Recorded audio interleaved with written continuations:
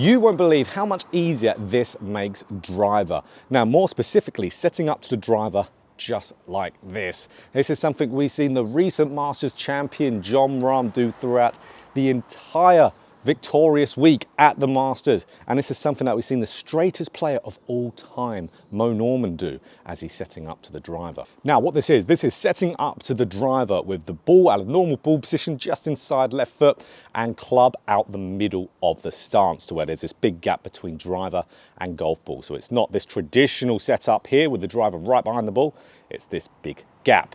Now this promotes you to do some really good things, and one, it naturally promotes you to hit a little bit more up on the golf ball, because with the club set more out the middle and ball out the front, it makes you hit the ball a little bit later on the swing arc when the club is traveling more up. You're not going to have to try and do that.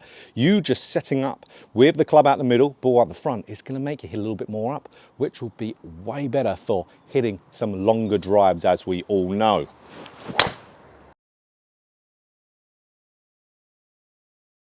Two, it's going to help golfers who struggle to slice the golf ball because of what it will do to the club face.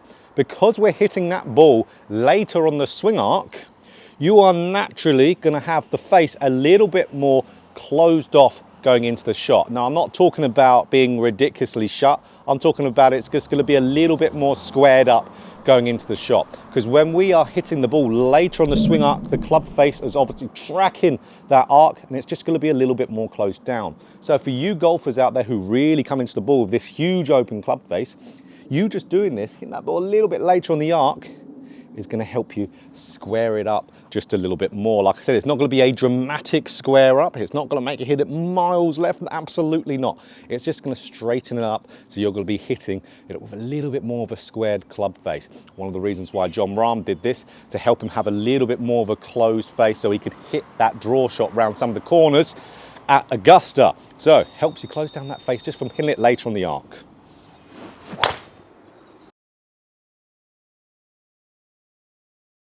Now, number three, a higher launch. Because again, club's out the middle, ball's out the front. You're going to be in it later on the swing arc. You're going to be presenting just a little bit more loft on it. Now, a lot of you golfers think out there that you think that less loft is better with driver.